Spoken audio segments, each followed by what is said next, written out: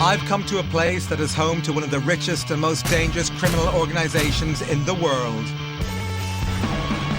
For me, it's terrifying, and I'm clinging on inches to my life. A place that attracts 8 million tourists every year. There are people trying to stare me down. I'm in Naples, Italy, to uncover the dark side of a beautiful city you're unlikely to read about in the travel brochures.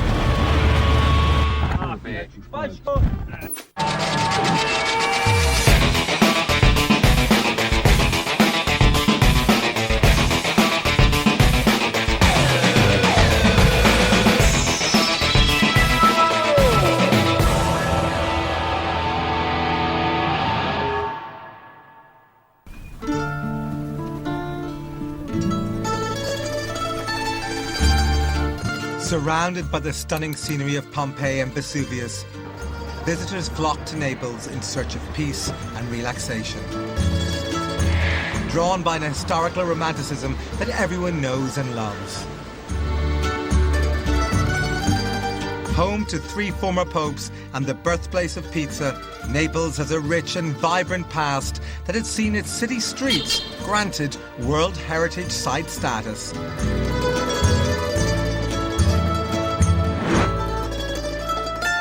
Over 400,000 British tourists visit Naples every year.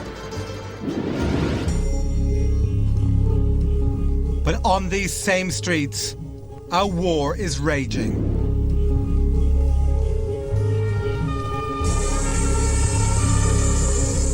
A criminal organization called the Camorra has grown into a rival for the state, developing a vice-like grip over the city with business interests totaling over £30 billion a year. The official statistics state that organised crime in Italy is the biggest industry in the country. It's bigger than industry itself, bigger than agriculture, bigger than services, bigger than the financial sector. There are estimated to be over 7,000 active Camorra members in Naples, who operate in about 100 separate clans. 5 times as many as the Sicilian mafia, known as the Cosa Nostra. They've been responsible for nearly 4,000 murders in the past 30 years, more than the entire Northern Ireland conflict.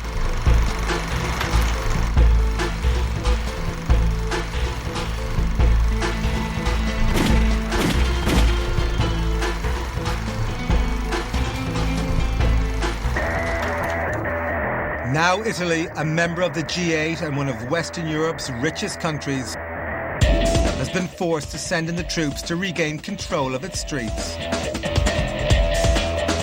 I'm here to find out why Naples has become the murder capital of Europe and how British citizens are funding its civil war.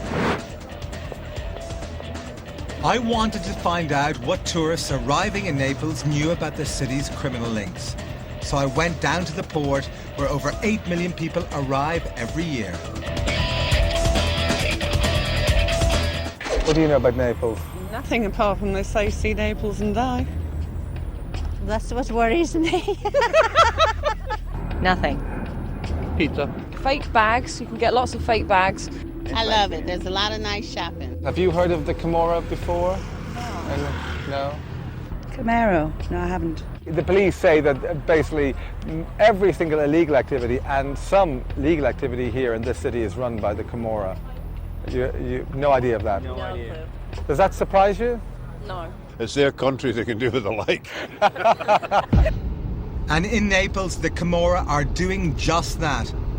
A short drive from the port, their grip over the city is evident on the streets.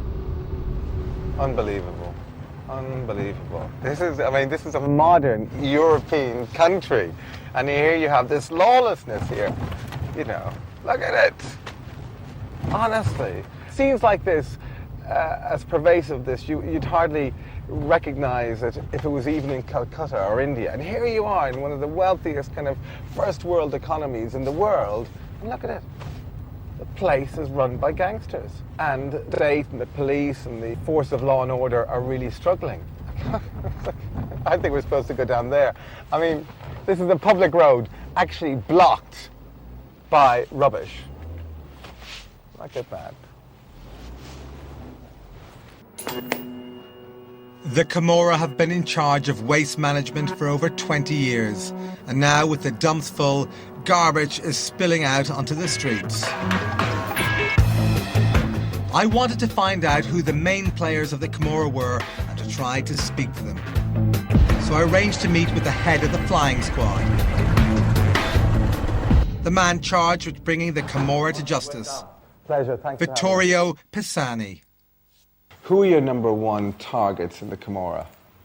The most wanted Camorristi include the two Russo brothers, Pasquale and Salvatore. This one is Scotti Pasquale. He has been a fugitive since 1984.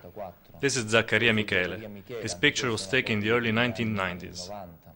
These are the most important fugitives. I see that they put another fugitive on the list of the 30 most wanted fugitives. His name is Antonio Iovine. At this moment, he's one of the major bosses of the Casalesi clan. Vittorio told me that my chances of meeting a Camorrista who would talk were slim. But he said I could accompany his elite high-speed motorbike unit that evening on a raid. As I left police headquarters, I passed more soldiers on the streets. Clearly, I'm in more than just a tough town here.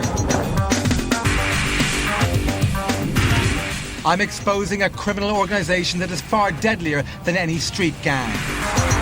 If I'm going to find out how the Camorra has become a way of life in this city, I'm going to have to delve deeper into the Neapolitan underworld.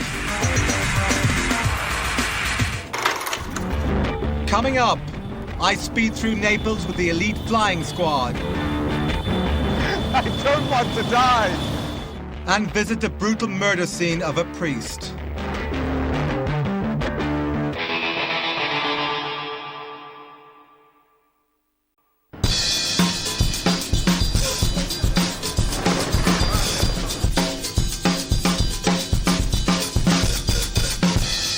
I'm in Naples, Italy, to find out why a civil war is raging on the streets of this beautiful tourist destination. Here they have a phrase, see Naples and die. It was coined 200 years ago to describe Naples' beauty, but now it alludes to the deadly power of the region's greatest menace, the city's criminal mafia, the Camorra. I was on my way to the police headquarters to meet up with the members of the elite flying squad who were planning a raid on a known drug and gun dealer.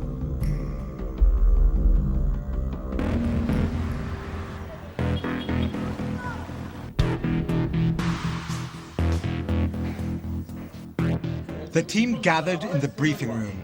I knew the flying squad were an elite unit, but if I'd seen these faces on a wanted poster, I wouldn't have been surprised.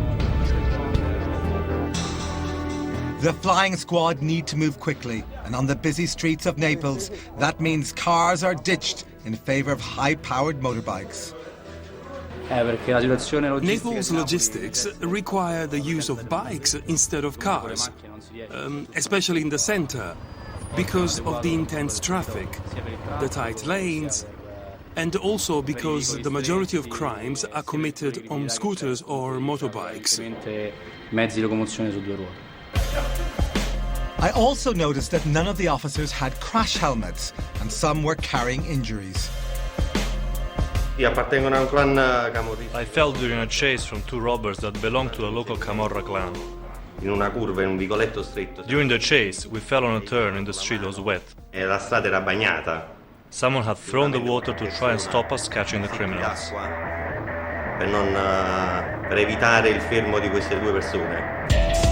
Italy has almost twice as many deaths on roads compared to the UK. Nearly half of these are from motorbikes, so I asked the inspector in charge if I could get a helmet. But I was told it would be for my own safety if I didn't wear one. They say they don't want us to wear helmets because the Camorra wear helmets when they're on hits, and the police officers don't. So when we're in their company on their bikes, neither will we.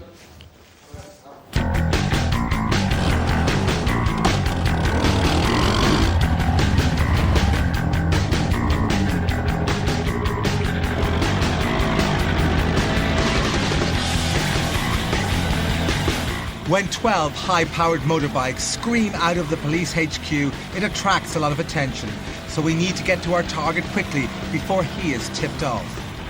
This means that the few road rules there are in Naples are ignored.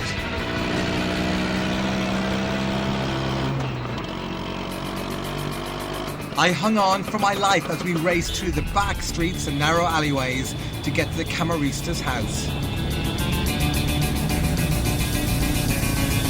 We were flying through red lights, up one-way streets and even on the pavement.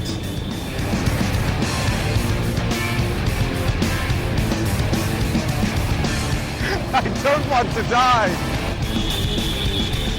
We arrived in San Giovanni in the notorious Convigliano quarter.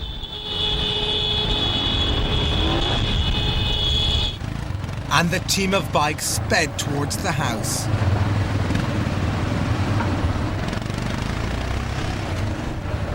This area, 7 kilometers out of the center, is a thriving drug district where clans sell everything from cocaine to cannabis.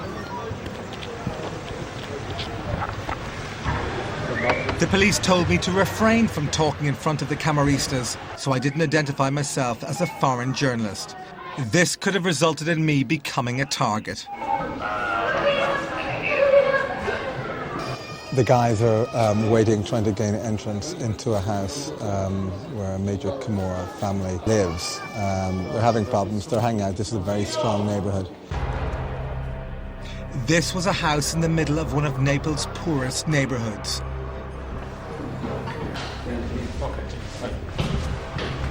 Yet there was gold-plated china in the cabinets, and the walls were adorned with pictures of the suspected Camorrista and his family. Tellingly, the door was 3 inches of thick steel, and there was an escape hatch to the roof. But I couldn't help thinking that this was just an occupational hazard for the suspect. Despite having 20 police officers turning over his house, he wasn't worried.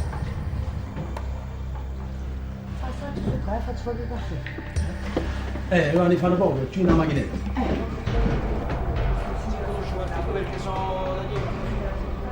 Io sono la casa.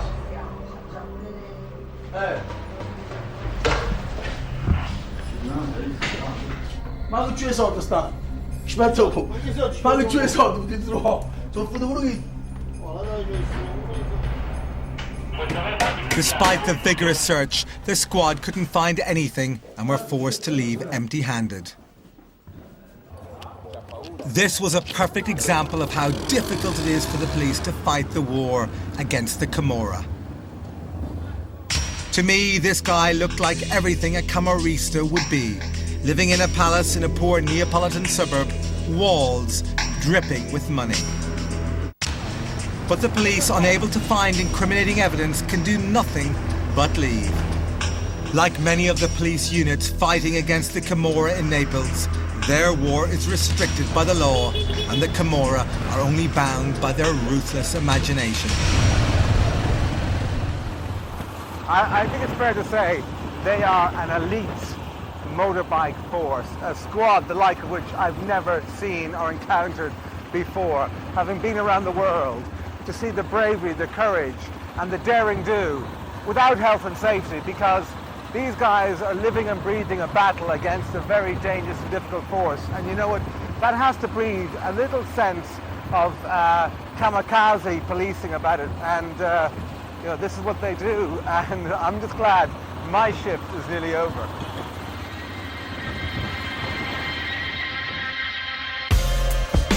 Before I arrived in Naples, I'd been warned by the Italian Justice Department that it wasn't a good time to come. A number of journalists had been targeted and placed under police protection because of their work uncovering crime in this city. They're completely ruthless. That they're perfectly capable of launching, a bomb attack against a writer, a journalist. And so if you are a writer or a journalist, who's digging up today's news about the Camorra, you're certainly at risk. It's Donald MacIntyre from London. I arranged to meet a Neapolitan journalist to find out how real the threat in Naples is. A pleasure. Rosaria Capiccione has been a reporter for 20 years in Naples and has recently been assigned 2 police bodyguards because of threats made against her life. Only 4 weeks before my arrival, even with 24-hour police protection, her house was burgled. Jewels and cash were left untouched. Only a plaque awarded for her journalism was taken. It was a sign, a message to try and keep Rosaria quiet. When foreign journalists come in and ask the same questions, do they face the same threats? If you write about murder, they don't get mad. But when you write about their business, things that haven't been discovered by the police or the law, that's when they get mad. I wanted to know which areas tourists should avoid in Naples. The areas of Scampia and Secondigliano are heavily compromised by the Camorra. The area of Casal di Principe in Caserta is even worse. My advice would be to only go with the police.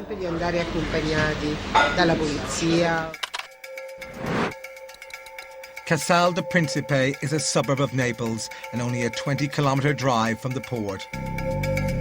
Vittorio at the mobile squad told me it's where some of Italy's most wanted criminals come from.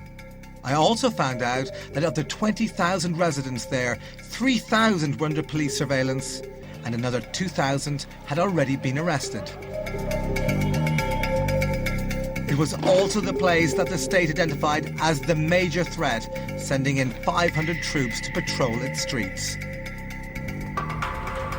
For a European country to surrender the civil streets to their national army, that is something extraordinary and exceptional, but it does tell a story of the threat that the Camorra pose.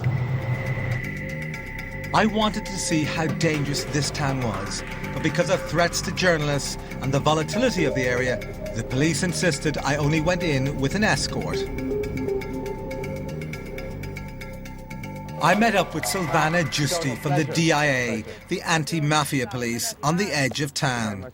She told me they were also planning an operation targeting a known Camorra boss and offered to bring me along. Let's go. Okay. Let's go.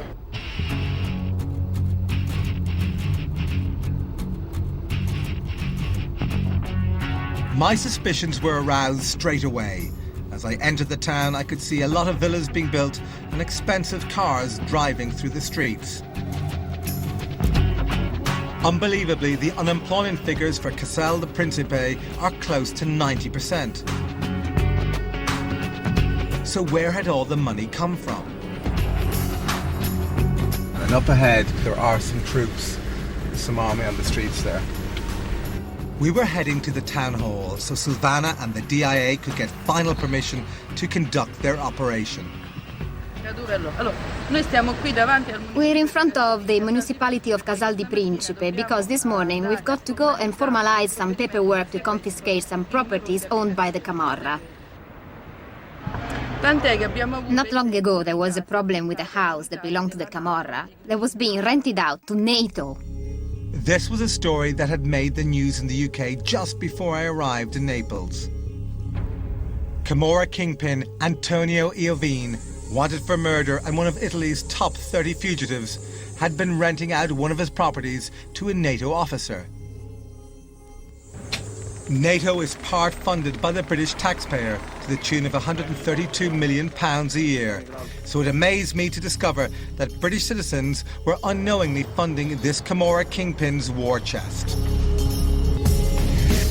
Once the permits were granted, Silvana and the DIA could proceed to serve the warrant against the NATO house. Here, within minutes of us arriving, there are people trying to stare me down from a very expensive Mercedes car, looking very wealthy, and then they pull the head away when the camera is faced with. So there's a definite attempt at intimidating us as a film crew and for me as a journalist. I wanted to speak to the people living in this house to find out if they knew their landlord was from the Camorra. Good morning. I understand you've been supporting the Camorra by accident. Is that all right if we have a chat? Yes. Your story's been well reported that you accidentally, like a number of other NATO employees, found yourself renting from the Camorra.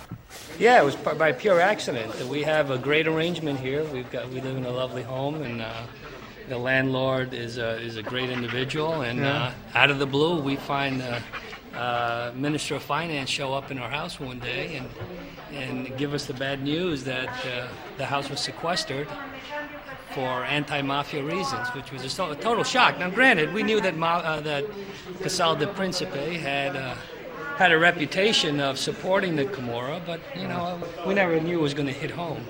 As we left, we received more details about how NATO are inadvertently funding the Camorra.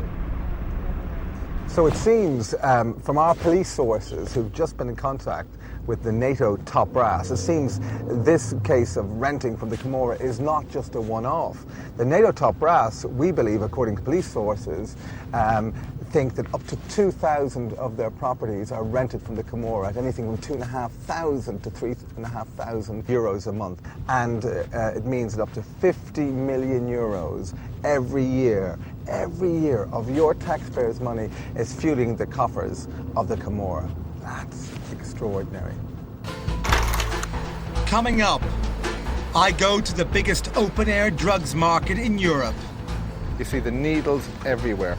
And two former Camorrista break the Omerta code of silence to talk to me.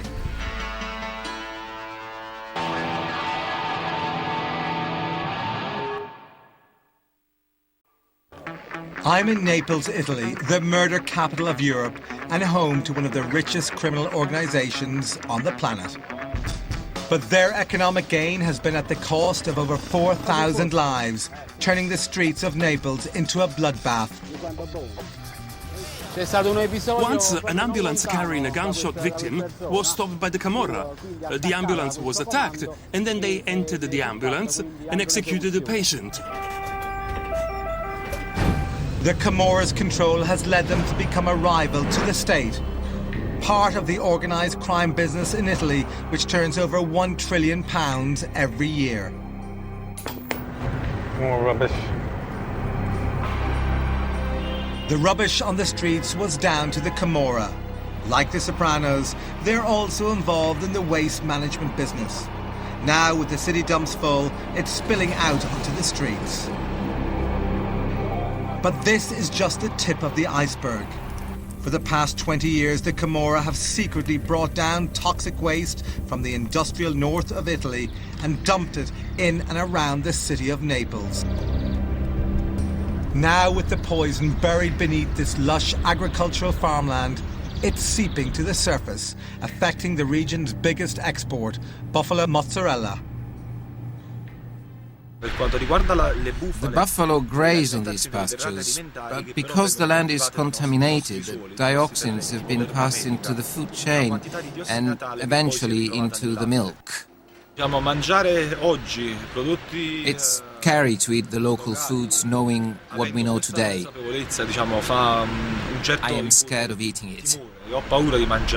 I know what's happening around me. But the dumping of toxic waste doesn't just affect the livestock. Amongst the residents that live near the toxic dumps, cancer cases have risen 30%.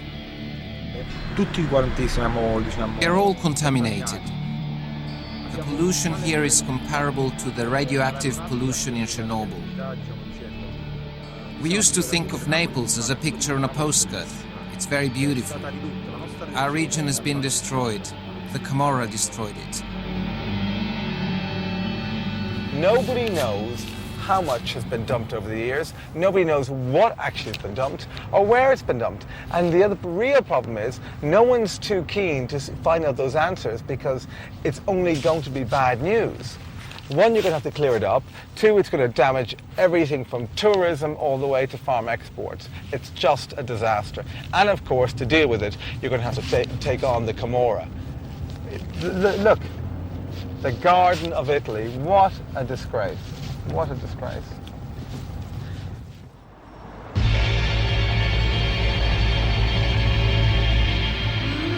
But the Camorra aren't just about toxic mud and radioactive sludge. Their business tentacles also stretch to the glamorous world of fashion, where British tourists are again lining their pockets. Many Neapolitan textile factories are controlled by the Camorra, and they use them to make fake, high-end Italian fashion items. These fake products are then distributed around the world, but you can also buy them on the streets of Naples. 20 euros. And how much would it normally cost? But wherever you shop in Naples, there is a chance you will be subsidizing the Camorra. One of their biggest earners is the mafia tax, or piso, a monetary gift that is demanded from shopkeepers in return for protection. Silvana Fuscito runs a hardware store, and like 80% of other shop owners in the city, she has been menaced by the Camorra for the piso tax. When she refused to pay, the Camorra then turned up on her doorstep. They would come into the shop with their guns, put them on the counter, and say, "Pay up or we'll shoot you. If you don't pay, we'll blow you up." We didn't believe they would. Our shop is under a 7-story building. We didn't expect them to put hundreds of lives at risk. One winter's evening, the Camorra poured petrol through the letterbox of the shop and burnt it down. Our life changed completely within 24 hours.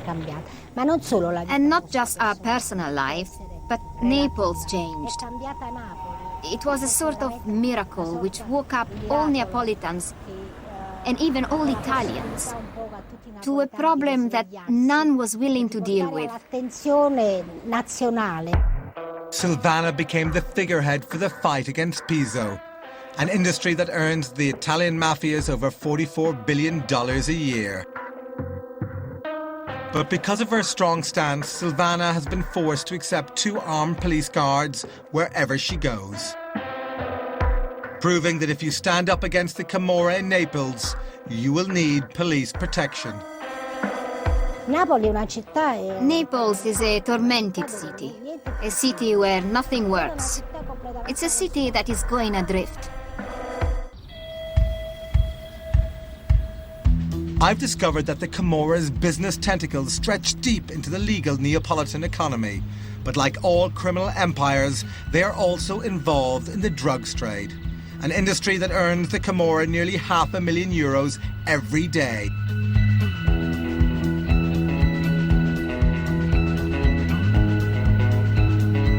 I was heading to Scampia, the biggest open-air drugs market in Europe. This is a place not marked on the tourist trail, but only 10 kilometers from the port.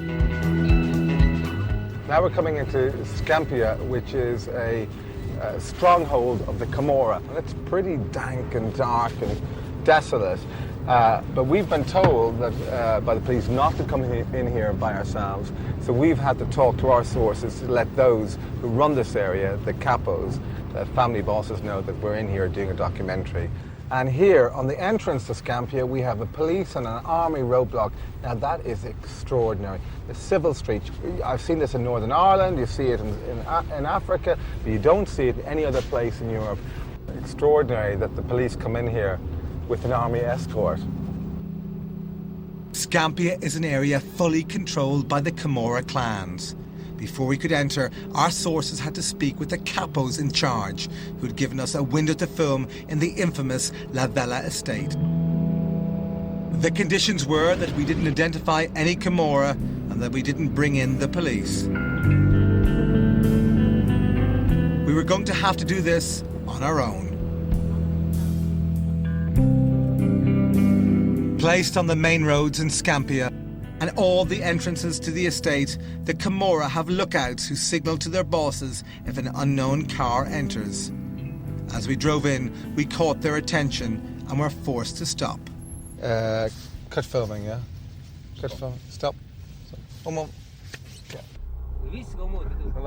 The sentinels approached the car.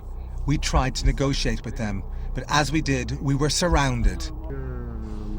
And now we're surrounded by drug dealers and drug addicts, and We made a call to the capo of the area, but then suddenly things turned nasty.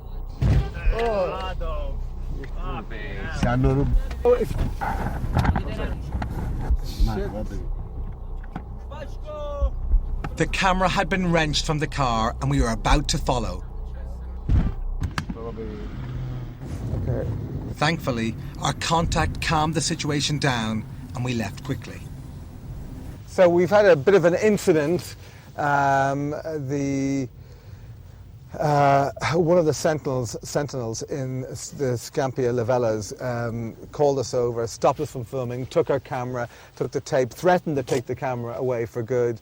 It was very, very aggressive. I don't think we were in danger, but certainly our equipment was. We'd already hidden all the recorded tapes in the car and replaced the tape in the camera with a blank tape. So, the worst was going to happen and we were going to lose an expensive camera and a tape. But as it happened, we talked a way out of it, and now we're considering going back. We'll see if we can get in without being abused or harassed. After negotiating with our contact, we were finally allowed into the estate.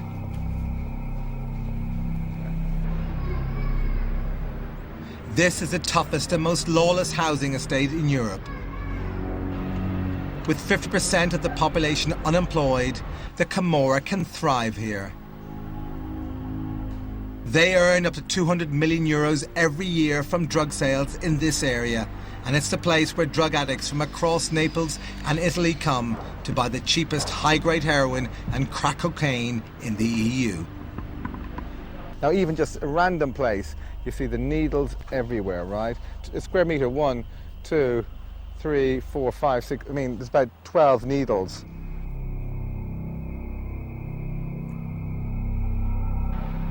As we were filming on the stairs of La Vella, we were joined by 2 sentinels who were under orders to watch us. They didn't want to be identified. These 2 young, low-level Camorristas were at the bottom of the ladder, but clearly they were already earning enough to dress well and were probably armed. We were told that they were here to keep an eye on what we were filming and to make sure we didn't go anywhere we shouldn't. They were our Camorra escort in the slums of La Vella. If you behave properly with us, you'll be okay.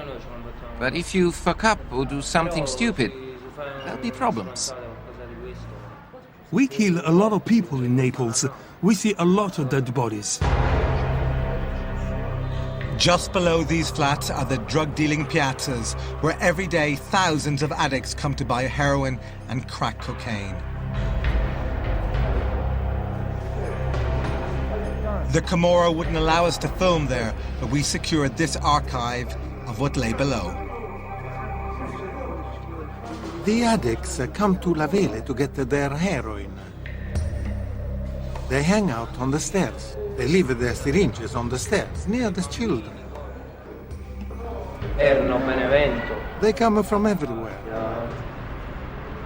Salerno, Rome, Milan. Then there are the ones from this area. Someone's father, someone's brother.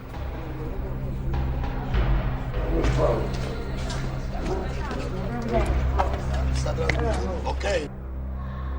As we were leaving, we met a former addict and resident who told us what it was like to live in La Vella.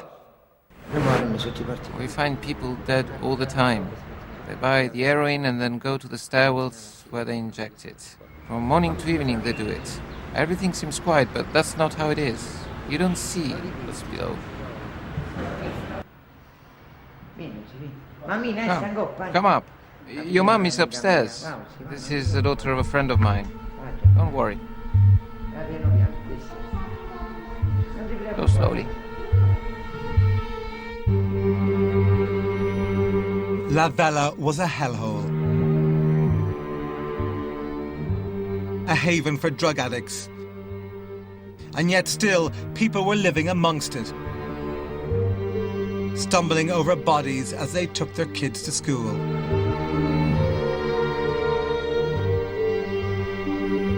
I was happy to get out.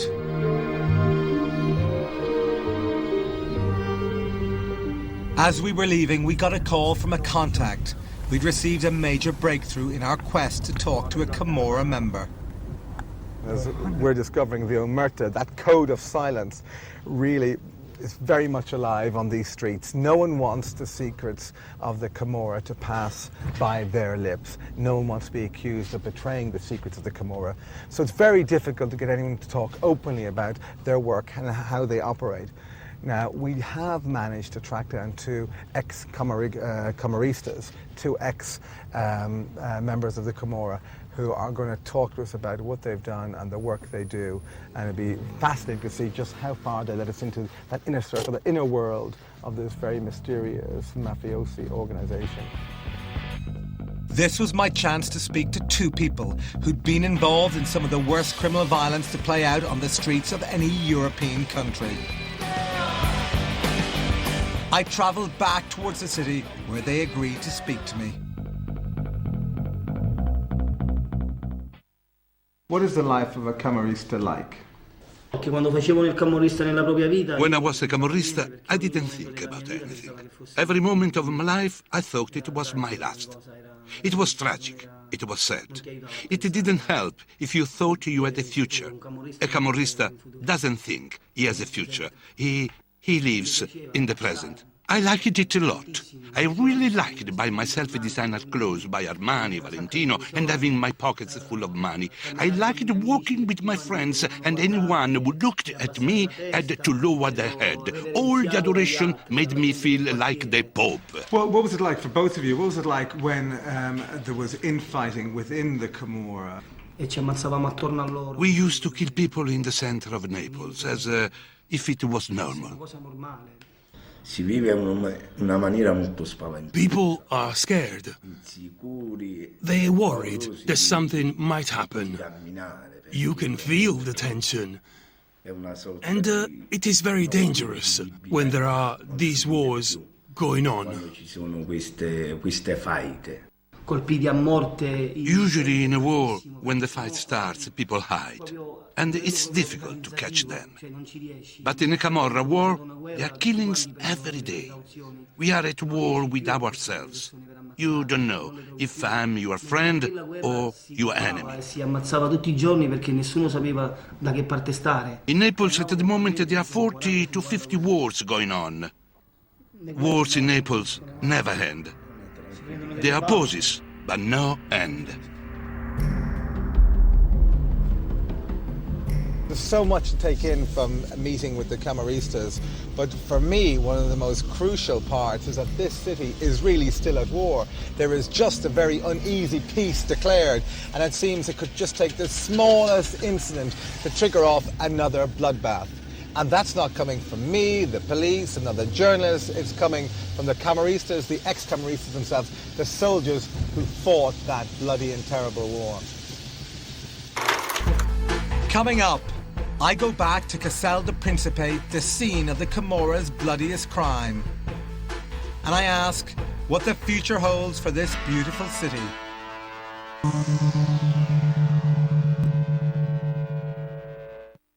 To the state, forcing the government to station troops on its streets to try and wrestle back control. Their reign has led them to terrorize the people of Naples for over 200 years. Over 4,000 people have been killed, but possibly the worst example was the death of the priest, Don Pepe Diana.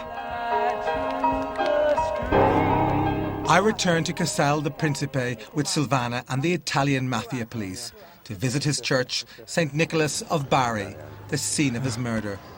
The new padre agreed to take me around, the first time cameras have been allowed in to film. This is the altar where Don Pepe used to celebrate his service and from which he would hear his word. The place where he was killed is just over here. Don Pepe Diana was a padre that stood up against the Camorra in its fiercest stronghold, Castel del Principe. He refused to bury the Camorra dead and regularly denounced the church's very own omerta towards the mafia in Italy. Then one morning, as he prepared for Mass, a Camorra hitman entered the church. Don Pepe was in this room. This used to be his office. He would come from over here and walk this way towards the altar.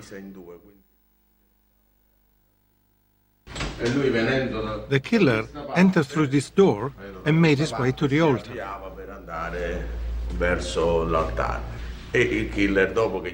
As soon as the hitman found him, he walked up and killed him.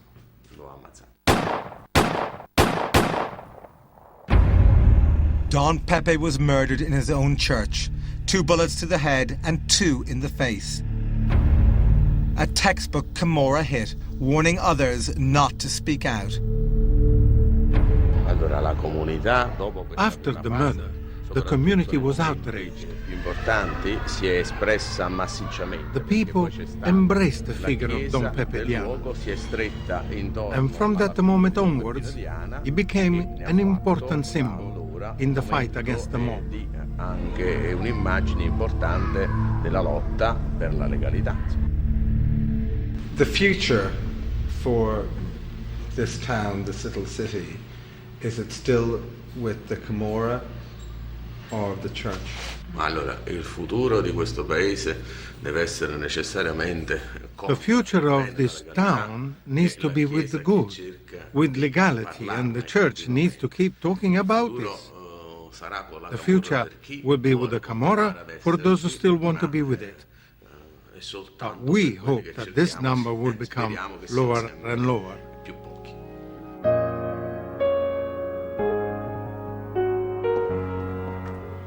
Outside the church, I spoke to Silvana about this brutal murder.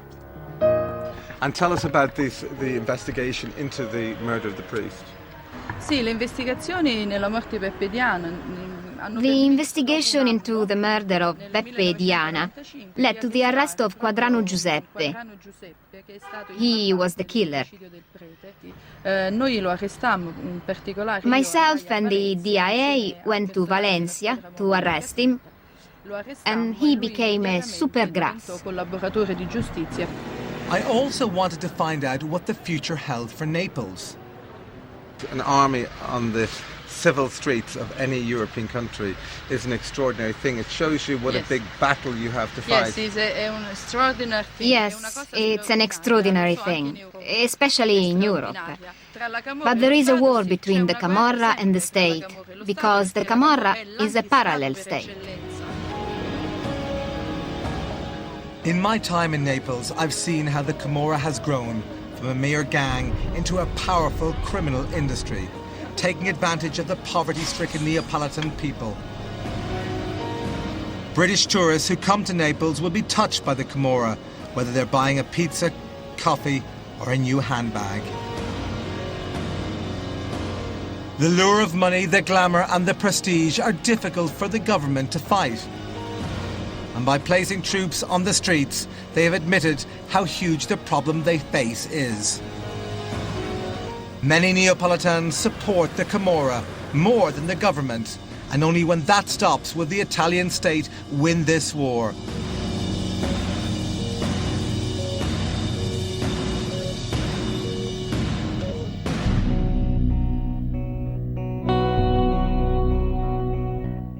And Donald heads to a not-so-gay Paris next Tuesday at the same time. After the break, Worf is trying to convince his wimp of a son to be a warrior. Next Generation action coming up.